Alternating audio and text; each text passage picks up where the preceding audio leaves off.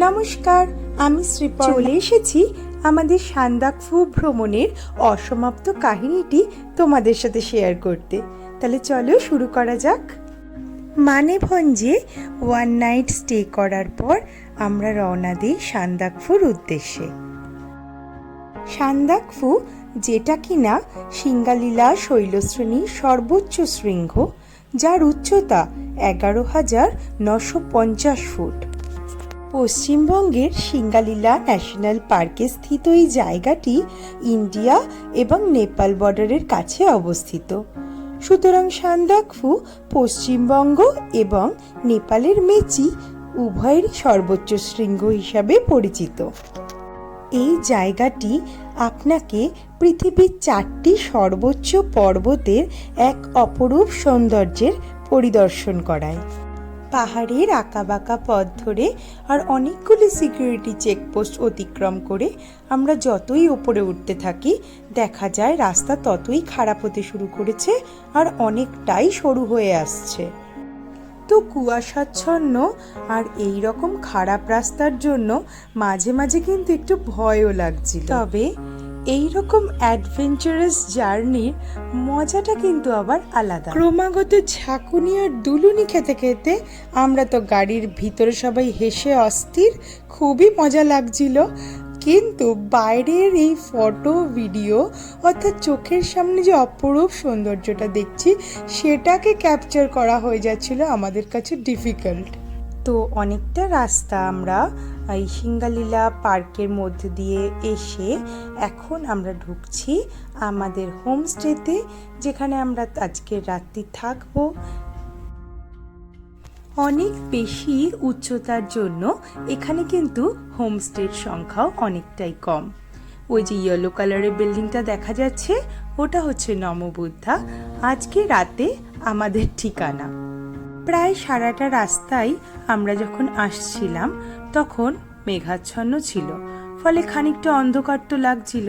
কিন্তু সারপ্রাইজিংলি আমরা যখন হোমস্টেতে পৌঁছাই তখন কিন্তু চারিদিকটা পরিষ্কার হতে শুরু করে আর অবশেষে বেশ ভালো রোদও উঠে যায়, ফলে চারিদিকটা ঝলমল করে ওঠে।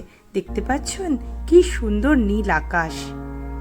ঝলমলে রোদের পাশাপাশি এখানে কিন্তু তীব্র ঠান্ডা।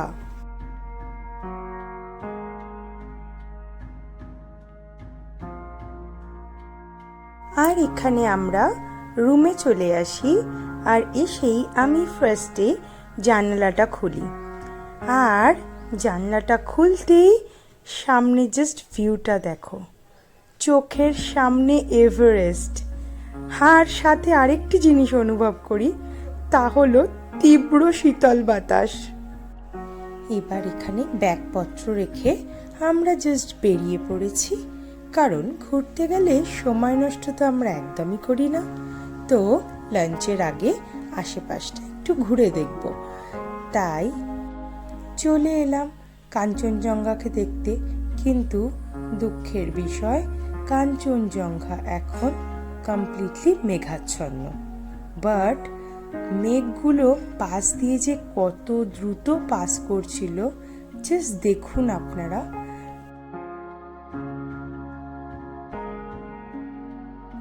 এবার আমরা চলে এসেছি লাঞ্চ করতে, আর খাবার দাবার কিন্তু বেশ ভালো ছিল। অথবা জানি না এতটা জার্নি করে আসার পরে আমার ভালো লাগে কিনা, তবে আমরা সবাই খুবই ভালো মতো করে খেতে পেরেছিলাম। আর আমরা যখন এদিকে খাবার খাচ্ছিলাম, হোমস্টের দাদা আমাদের একটু গান শুনিয়ে মনোরঞ্জন করছিলেন আর বললেন যে বিকেলে আপনারা চলে আসবেন আর আপনারাও এখানে অনেক মজা করতে পারবেন। আর আমরা তো সব মস্তিখোর বাঙালি, সো একটু রেস্ট নিয়ে চলে এসেছি এখানে। আর লাঞ্চ করতে এসে আমি তো ভাবতেই পারিনি যে এই হোমস্টেতে এত লোকে এসেছে। তো আমরা এখানে চা পকোড়া এইসব খাই আর পাহাড়ি গানের তালে প্রচুর নাচানাচি করি, খুব মজা হয়।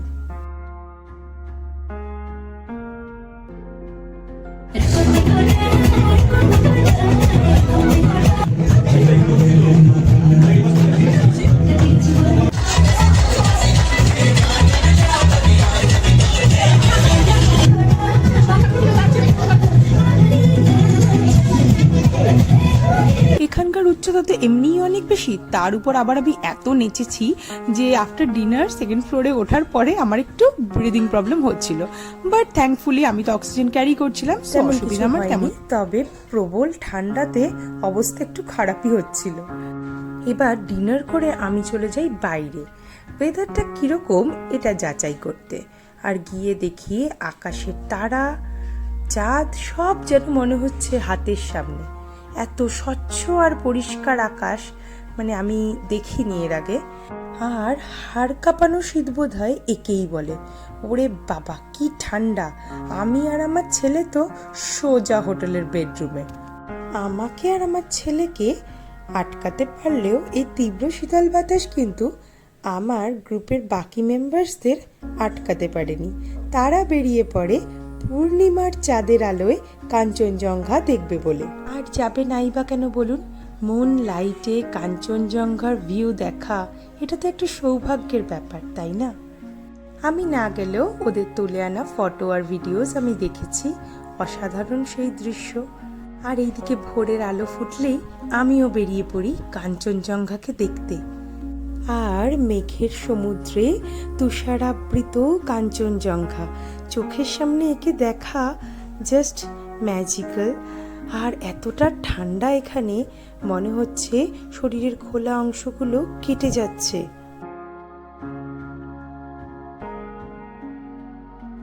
এখানে বলি, যদি আপনারা সান্দাকফুর সর্বোচ্চ স্থানে দাঁড়াতে পারেন তবে আপনি দেখতে পারবেন আপনার বাদিকে এভারেস্ট পর্বতমালা, সাথে পৃথিবীর চতুর্থ এবং পঞ্চম সর্বোচ্চ শৃঙ্গ লোৎসে এবং মাকালুর ছাপিয়ে যাওয়া ঔজ্জ্বল্য।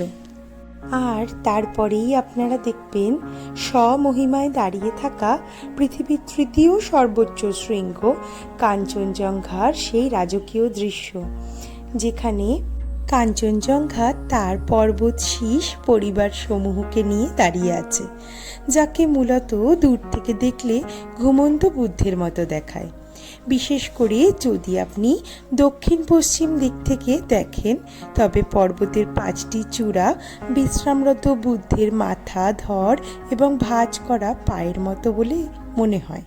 বেশ কিছু সময় মন মুগ্ধ করা প্রাকৃতিক সৌন্দর্য উপভোগ করে আমরা নিচের দিকে নেমে চলে আসি।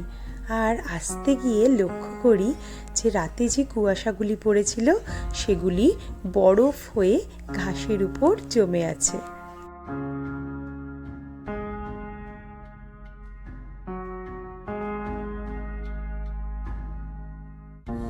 চোখের সামনে বরফ দেখে কি না ছুঁয়ে থাকা যায়?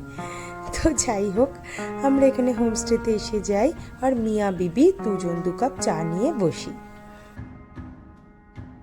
নীল আকাশ, বিভিন্ন রঙিন গাছের সাথে ঘন সবুজ অরণ্য, তুষারাবৃত পাহাড় এবং তীব্র ঠান্ডার এই আবহ জাস্ট ইনক্রেডিবল। তবে বসন্তকালে লাল টুকটুকে রডোডেনড্রনের সময় এই দৃশ্যটা কিন্তু আরও অন্যরকম হয়। তো এবার আমাদের এখান থেকে বেরানোর পালা, আর তাই আমরা এখানে জড়ো হয়েছি সবাই ব্রেকফাস্ট করতে।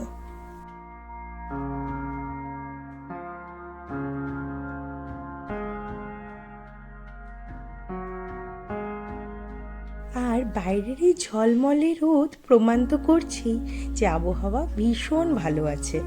ভালো মানে গরম তো একেবারেই এক্সপেক্ট করবেন না, প্রচণ্ড ঠান্ডা, তবে রোদের কারণে চারিদিকটা একেবারে ঝলমল করছে।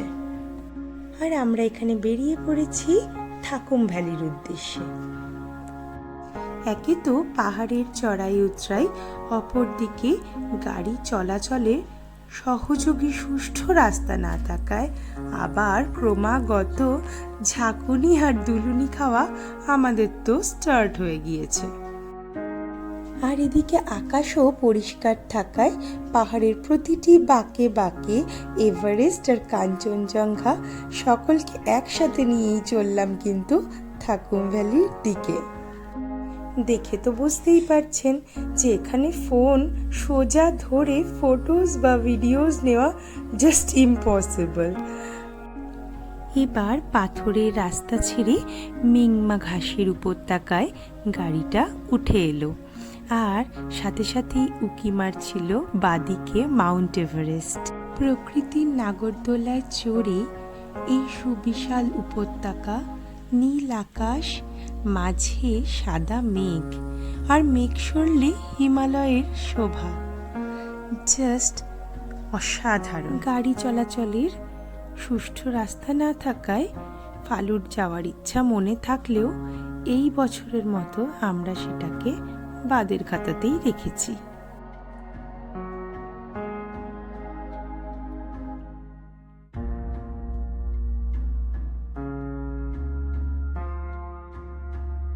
দুধের ন্যায় শ্বেত শুভ্র, ধীর স্থির, শান্ত, দীপ্ত স্লিপিং বুদ্ধা রেঞ্জ, শায়িত বুদ্ধদেব, যার নাকের চূড়াটা কুম্ভকর্ণ, পেটটা কাঞ্চনজঙ্ঘা, আর পায়ের কাছটা পান্ডিম, শায়িত অথচ ধ্যানমগ্ন।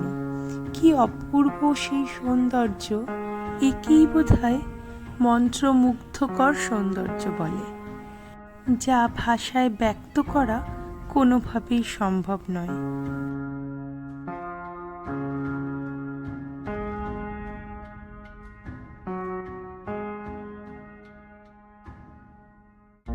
এবার আমাদের ফেরার পালা। তবে হ্যাঁ, যেহেতু এখান থেকে ডাইরেক্ট এনজিপি যাওয়াটা অনেকটা ধকলপূর্ণ, তাই আমরা একটি রাত টংলুতে স্টে করব। তো এখান থেকে আমাদের এখন গন্তব্য টংলু।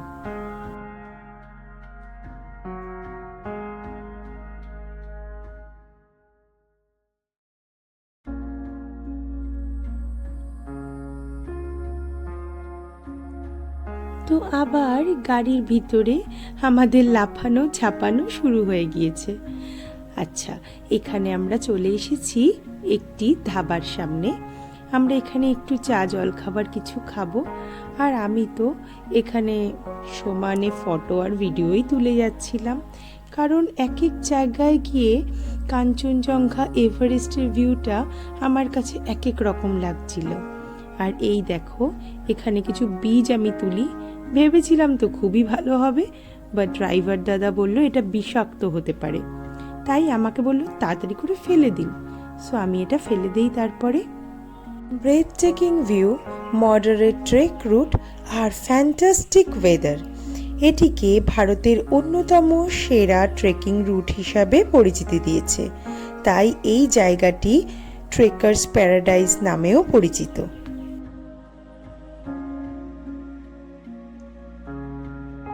তো ফাইনালি আমরা এখানে ভালো রাস্তা পাই আর এগিয়ে চলি টংলুর দিকে। এই রাস্তাটিও ছিল দুর্দান্ত, আর মাঝে মাঝে এই ঢুকে পড়া মেঘগুলো এটিকে আরো আকর্ষণীয় করে তুলছিল।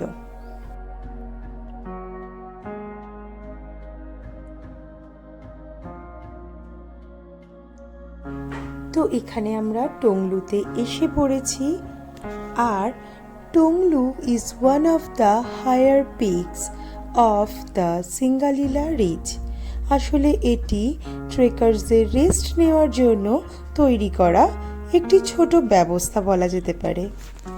তো এখানে এসে লাঞ্চ করে আমরা একটু কটেজে রেস্ট নিয়ে নিই। তারপর বিকেলবেলা চোখ খুলতেই দেখতে পাই পাহাড়ের মাঝে মেঘের ঢেউ, জাস্ট স্বর্গ, হেভেন। সাথে যা হাওয়া, সাংঘাতিক হাওয়া। তবে এই দৃশ্য এর আগে আমি কখনো এই রকম দেখিনি।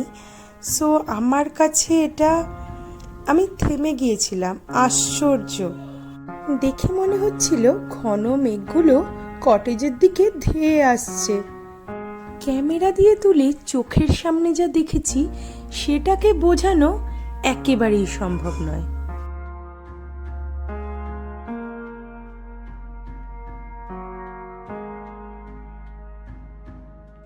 দেখতে দেখতেই ঝুপ করে এক রাশ ঘন কালো অন্ধকারে ছেয়ে যায় চারিদিকটা, আর সাথে সাথেই রঙিন আলোকসজ্জায় সেজে ওঠে আমাদের কটেজগুলো। এখানে আমরা বিকেলের স্ন্যাক্সটা নেই, আর সবাই একসাথে আড্ডা দেওয়ার জন্য একত্রিত হই। তারপর অনেকক্ষণ গল্প ঠাট্টা করার পর আমরা ডিনার করে শুয়ে পড়ি। গতকালের মেঘ কাটিয়ে এদিকে ঝলমলে আকাশ চলে এসেছে গুড মর্নিং জানাতে। আর এদিকে পরিষ্কার আকাশ পেয়ে মনের খুশিতে আমরা এখানে বসে পড়ি ব্রেকফাস্ট করতে।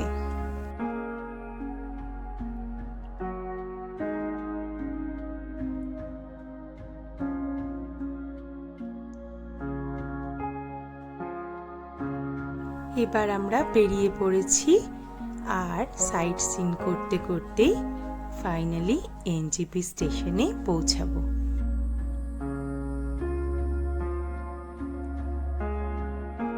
পাহাড়ের আঁকাবাঁকা পথ ধরে মেঘমা মনেস্ট্রির সামনে দিয়ে আমরা ক্রমাগত নিচের দিকে নামতে থাকি।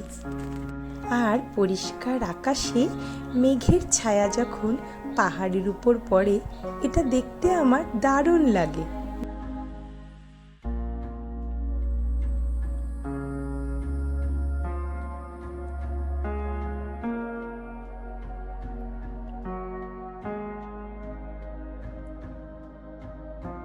অবশেষে আমরা এখানে জনমানবহীন এলাকা ত্যাগ করে চলে এসেছি একটি জনবহুল জনবসতিতে, এবং সামনেই রয়েছে কলিতার ভিউ পয়েন্ট, যেখানে আমরা কিছুক্ষণ দাঁড়াই, তারপর রওনা হই গোপালধারা টি এস্টেটের উদ্দেশ্যে।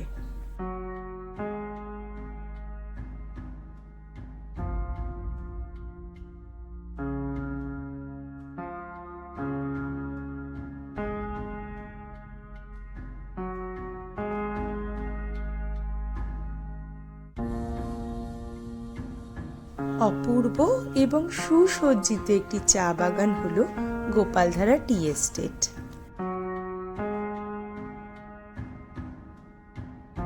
লম্বা লম্বা পাইন গাছে ঘেরা আর সবুজ চাদরে মোড়া এই চা বাগান দারুণ।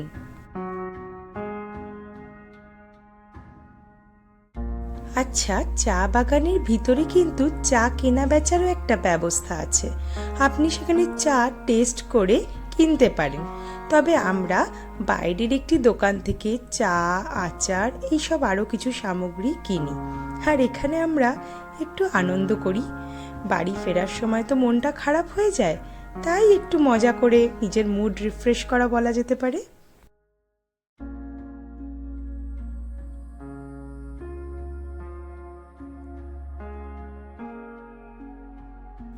প্রকৃতির এই অনবদ্য আঙ্গিনায় যাওয়াটা যতটা আনন্দের, ফিরে আসাটা ততোধিক মন খারাপের। তাই যে পথে একরাশ খুশি নিয়ে উঠেছি, সেই পথে বিষাদগ্রস্ত হয়ে ফেরার কথা আর নাই বা বললাম। তবে শহরের ব্যস্ততার ভিড়ে এই স্মৃতি থেকে যাবে আজন্ম মনের মণিকোঠায়। স্টেশনে পৌঁছাবার আগে আমরা এই রেস্টুরেন্ট থেকে লাঞ্চটা সেরে নেই।